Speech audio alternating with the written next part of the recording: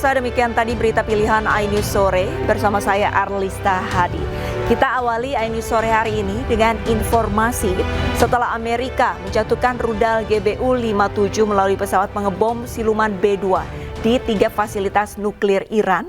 Iran melancarkan serangan balasan dengan meluncurkan rudal kibar ke wilayah Israel.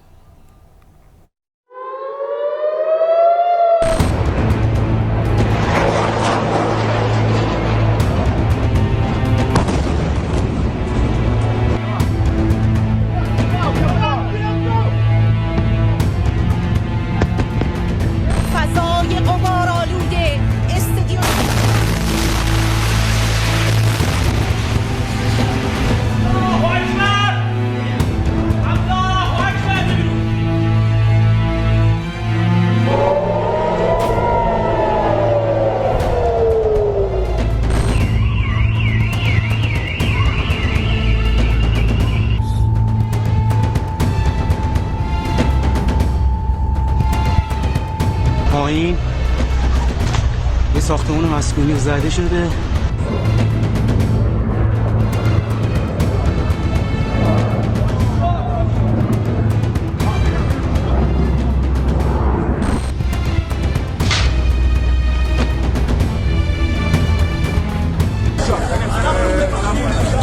חברים, אף אחד שלא יישאר פה, כולם לכיוון שם. Teheran melancarkan serangan udara tersebut beberapa saat setelah serangan dari Amerika. Peluncuran rudal kibar Shekan pertama kali digunakan dan menjadi serangan militer ke-20 Iran ke wilayah Israel. Rudal kibar Shekan sebelumnya telah dipublikasikan Iran sebagai bagian dari upayanya untuk meningkatkan kemampuan pertahanan dan serangan jarak jauh. Rudal kibar Shekan merupakan jenis rudal balistik taktis yang dikembangkan oleh Iran. Rudal ini dirancang untuk memiliki kemampuan penetrasi tinggi dan dapat menembus sistem pertahanan udara lawan.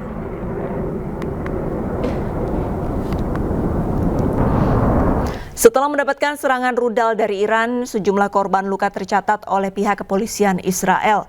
Sejumlah bangunan di Tel Aviv hancur dan polisi masih berusaha mengevakuasi korban. Sejumlah rudal dari Iran mengakibatkan kerusakan di sejumlah titik di Tel Aviv, Israel. Laporan ini diterima polisi pada pukul 7.45 waktu setempat. Bangunan permukiman warga terpantau hancur dan polisi pun masih memeriksa satu persatu unit rumah. There are approximately 20. They've all been in like condition. And that's because they're listening to the instructions of the Home Front Command. Time and time again, we open up the bomb shelter doors or we open up the underground protected area doors and we're taking out people who are alive versus people who unfortunately at other areas in the past haven't listened. We've been seeing miracles time and time again when you're looking at the sheer damage to the infrastructure of these people's homes. Serangan ini merupakan serangan balasan yang dilancarkan Teheran setelah sebelumnya Amerika Serikat menyerang fasilitas nuklir Iran di Fordow, Natanz, dan Isfahan. Kini polisi dan tim penyelamat masih mencari dan mengevakuasi warga yang terkena reruntuhan. Pasca serangan Amerika Serikat ke Iran, Badan Tenaga Atom Internasional menyatakan tidak ada peningkatan radiasi di sekitar fasilitas nuklir Iran. Badan Tenaga Atom Internasional akan mengadakan pertemuan darurat menyusul serangan Amerika Serikat terhadap fasilitas nuklir Iran.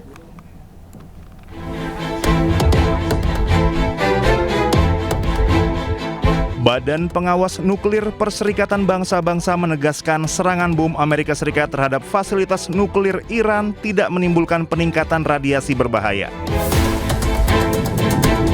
Direktur Jenderal Badan Tenaga Atom Internasional IAEA Rafael Mariano Grossi menyatakan hampir tidak ada bangunan material nuklir yang rusak. Hanya sedikit material nuklir yang terdampak dalam serangan tersebut.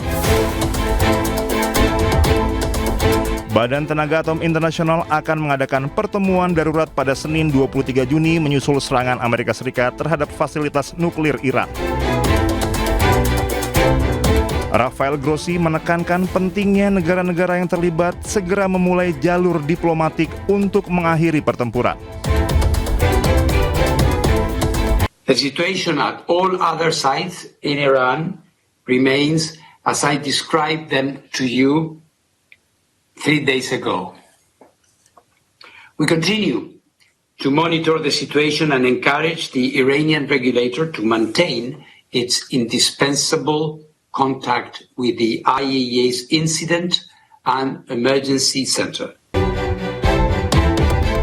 Perang Iran-Israel semakin memanas setelah Presiden Amerika Serikat Donald Trump mengumumkan pasukan Amerika Serikat melakukan serangan udara terhadap 3 lokasi nuklir Iran Minggu kemarin. Sebelumnya, 13 Juni lalu Israel melancarkan serangan udara di beberapa lokasi di seluruh Iran, termasuk fasilitas militer dan nuklir yang mendorong Iran melancarkan serangan balasan. Otoritas Iran mengatakan 25 orang tewas dan ratusan lainnya terluka akibat serangan rudal Iran. Sementara itu di Iran, 430 orang telah tewas dan lebih dari 3.500 orang terluka dalam serangan Israel. Pemimpin tertinggi Iran Ayatollah Ali Khamenei menunjuk 3 ulama senior sebagai kandidat untuk menggantikannya jika nantinya Khamenei terbunuh dalam perang melawan Israel.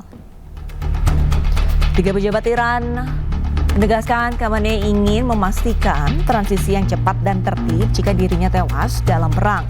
Sesuai aturan di Iran, jika pimpinan tertinggi meninggal, konstitusi Iran mengharuskan majelis ahli yang merupakan sebuah badan ulama yang beranggotakan 88 orang untuk memilih pengganti. Proses ini hanya digunakan 1 kali sejak Revolusi Islam 1979, yakni ketika Khamenei sendiri yang terpilih menjadi pimpinan tertinggi pada 1989. Di sisi lain, Iran juga mengakui rantai komando rezim sempat terpukul dalam serangan Israel. Namun demikian, seluruhnya masih berfungsi dengan baik.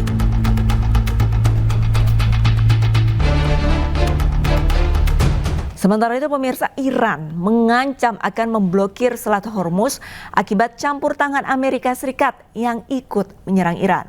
Penutupan jalur distribusi minyak dunia ini diduga akan berdampak pada harga minyak dunia.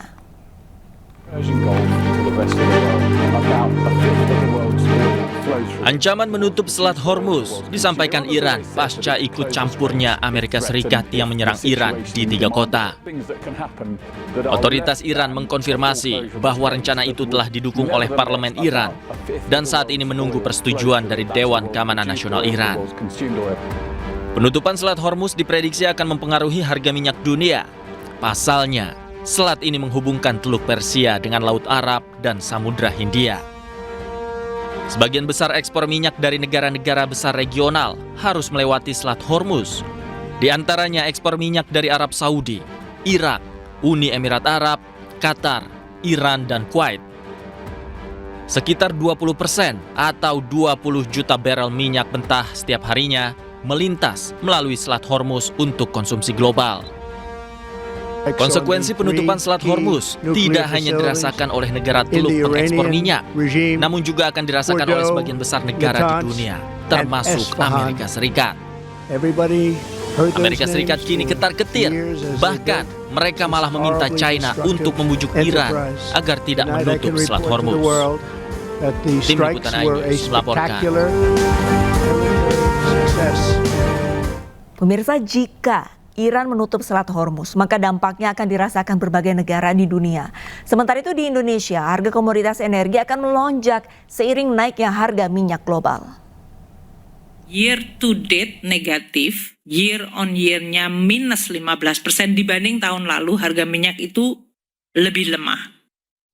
Namun dari beberapa hari semenjak terjadinya perang Iran dan Israel, terjadi spike tadi yang kita lihat, yang merah itu menanjak tinggi banget.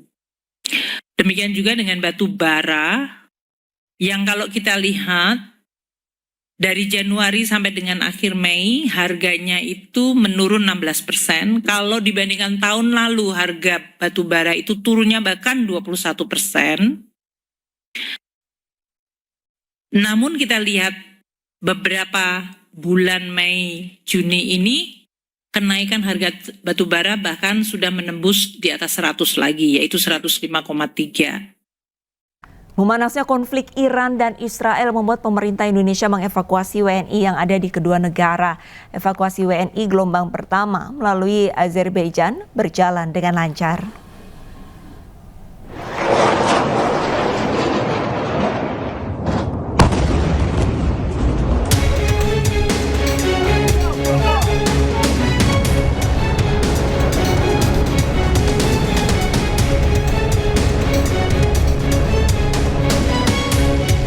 Konflik antara Iran dan Israel kian memanas. Pemerintah Indonesia mengevakuasi WNI yang tinggal di Iran dan Israel secara berkala. Data terakhir, 97 WNI telah dievakuasi sejak Sabtu lalu melewati perbatasan Iran dan Azerbaijan dengan selamat. Mereka kemudian diterbangkan dari kota Baku, Azerbaijan ke tanah air. Menko Polkam Budi Gunawan mengatakan evakuasi warga negara Indonesia yang berada di Iran mulai dilakukan hari ini. Evakuasi ini merupakan tahap pertama dengan jumlah WNI sebanyak 29 orang. Sebanyak 29 WNI yang dievakuasi dari Iran akan tiba di Jakarta pada Selasa sore besok. Lalu kami menempuh perjalanan sekitar 16 jam via darat menggunakan bis, sekitar ada 4 rombongan dari WNI. Tentunya 16 jam di jalan bukan sesuatu yang mudah ya dengan kondisi seperti itu. Jadi selama di perjalanan teman-teman Bapak Ibu dari KBRI juga menyediakan beberapa akomodasi untuk kami, logistik untuk kami, sehingga kami tidak panik, khawatir, ataupun merasa kelaparan di jalan. Pemerintah Iran mencatat ada 578 WNI berada di Iran dan Israel, dengan rincian 386 WNI di Iran dan 192 WNI di Israel.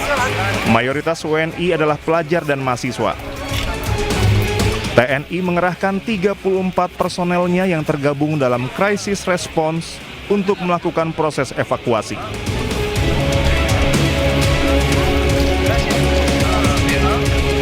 Gejolak perang makin memanas antara Iran dan Israel. Tak hanya dua negara tersebut, namun juga berdampak kepada negara-negara sekitar. Dan untuk mengetahui informasi selengkapnya, kami sudah terhubung dengan perwakilan Perhimpunan Pelajar Indonesia di Yordania, Naufi, Fadila, dan Setiawan, perwakilan Perhimpunan Pelajar Indonesia di Iran, yang saat ini berada di Baku, Azerbaijan. Selamat sore waktu Jakarta, rekan-rekan. Halo Kak Arlista, selamat sore waktu Indonesia. Senang bisa hadir. Terima kasih sudah meluangkan waktu. Saya ke Naufi terlebih dahulu, sebutannya panggilannya Naufi, betul? Oke. Naufi, betul, Kak.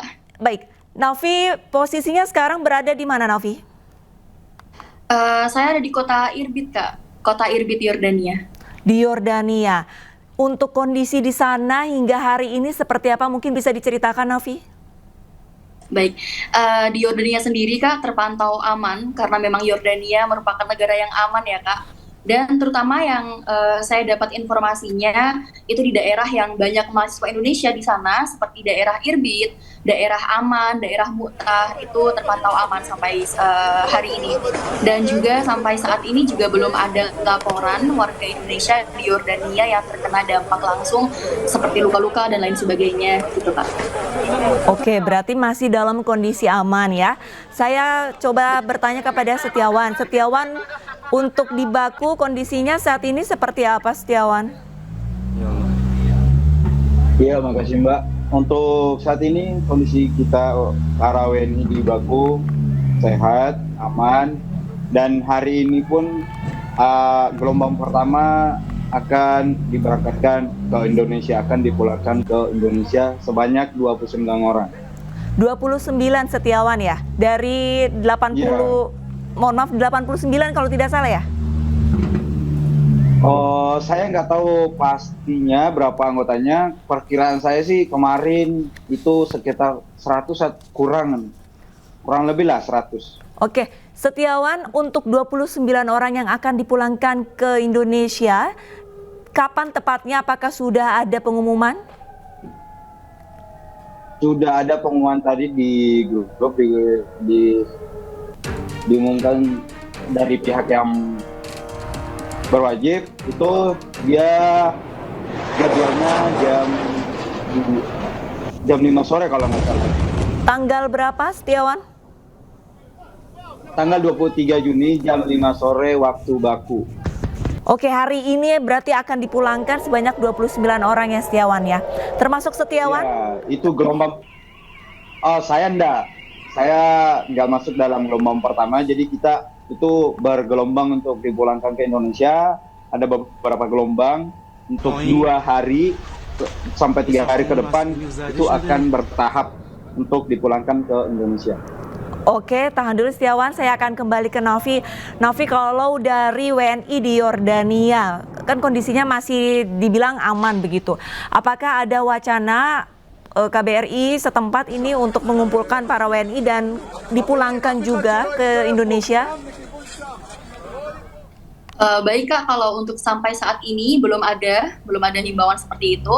Namun memang dari awal KBRI sendiri, pihak KBRI menghimbau kami untuk tetap waspada dan juga tetap berada di rumah gitu ketika ada sirine berbunyi gitu. Oke, Novi, posisinya kan sebenarnya Yordania tidak terlalu jauh dari negara-negara konflik, salah satunya ada Iran. Betul. Begitu ya. Dari lokasi Navi, ini sempat terdengar tidak ada bunyi dentuman ataupun mungkin sirine atau seperti apa, bisa diceritakan Navi? Oh iya Kak, baik. Kalau sirine sendiri memang kami sering sekali mendengar, dan sirine pertama itu saya ingat sekali, itu kita mendengar sirine pertama pada hari Jumat 13 Juni lalu, dan juga kemarin sempat sehari tidak ada peringatan, tidak ada sirine, yaitu di hari Jumat pada tanggal 20 Juni kemarin. Nah, soal sirine sendiri Kak, dalam satu kali peringatan itu sebenarnya ada 2 sirine Kak. Jadi sirine pertama yaitu sirine peringatan bahwasannya sedang ada serangan gitu dari Iran. Lalu biasanya setelah 10 sampai 15 menit setelah itu sirine akan kembali berbunyi yang menandakan bahwasannya serangan sudah selesai.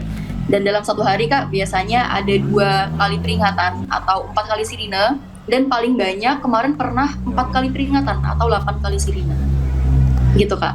Berarti dalam satu hari pernah 4 kali sirine disiarkan begitu, Navi? Betul sekali ya. Kak. Dan kalau dentuman sendiri memang setiap kali ada sirine berbunyi dari daerah saya, dari Irbit, itu terdengar dentumannya Kak. Sebenarnya untuk sirine ini sendiri menandakan apa? Apakah ada rudal atau seperti apa, Navi, bisa dijelaskan kembali? Iya, jadi sirine itu akan bunyi 2 kali Kak, setiap ada peringatan. Yang pertama itu ada sirine peringatan bahwasannya ini sedang ada serangan nih, atau lagi ada rudal nih yang lewat di langit Yordania gitu. Lalu setelah itu 15 menit kemudian biasanya itu sirine akan kembali terdengar yang menandakan bahwa sudah aman, rudal udah nggak ada gitu. Oke, berarti saya coba konfirmasi ulang, ada 2 kali sirine. Setiap sirine pertama itu memperingatkan warganya untuk tetap berada di dalam rumah ya, Novi ya, karena betul ada sekali, rudal yang ingin diluncurkan. Lalu sirine kedua kurang lebih 15 menit kemudian menandakan bahwa untuk Yordania sendiri ini aman begitu ya? Betul sekali. Oke, lantas pada saat sirine peringatan meraung-raung, di dalam benak Navi seperti apa sih? Jujur kita juga was-was ya Kak, karena memang dentumannya sendiri tuh terdengar gitu dari daerah saya sendiri, dan juga memang rudal-rudal itu terlihat sekali di atas langit di atas rumah kita gitu. Namun sering juga Kak saya lihat ketika sirine peringatan berbunyi yang mana menandakan rudal sedang lewat di atas langit Yordania, malah banyak sekali warga lokal yang keluar rumah gitu karena ingin mengabadikan fenomena atau momen ini. Baik, Navi. Terakhir saya akan ke Setiawan. Setiawan, dalam beberapa jam kemudian ini kan ada gelombang pertama yang akan dipulangkan ke Indonesia. Setiawan juga masih menantikan tanggal keberangkatan untuk pulang ke Indonesia. Ada harapan yang ingin disampaikan untuk keluarga yang ada di Indonesia maupun mungkin teman-teman PPI yang masih berada di Iran, Setiawan? Ya, Mbak, untuk teman-teman yang PPI yang ada di Iran, tetap waspada, jaga kesehatan, dan jangan lupa kabari orang tua. Jika bisa langsung secara langsung ngabari orang tua ke rumah, bisa lewat temannya yang mungkin tahu caranya berkomunikasi, karena di Iran sendiri sekarang internet lagi diputus. Ada beberapa aplikasi yang di-cut, benar-benar diputus, jadi kita berkomunikasinya sulit ya untuk ke Indonesia mengabarkan keluarga. Dan terus untuk keluarga di Indonesia, jangan khawatir, kita semua aman, nggak ada masalah, karena di sini memang benar-benar aman. Itu aja sih Mbak. Baik. Terima kasih banyak Setiawan dan Nafi atas waktunya sudah bergabung di ini sore. Tetap jaga kesehatan dan keselamatan. Wassalamualaikum warahmatullahi wabarakatuh. Terima kasih Kak. Waalaikumsalam. Citra satelit menampilkan kerusakan parah di fasilitas nuklir di Isfahan, Iran pasca dibombardir oleh Amerika Serikat. Ini sore akan segera kembali usai jeda. Tetaplah bersama kami.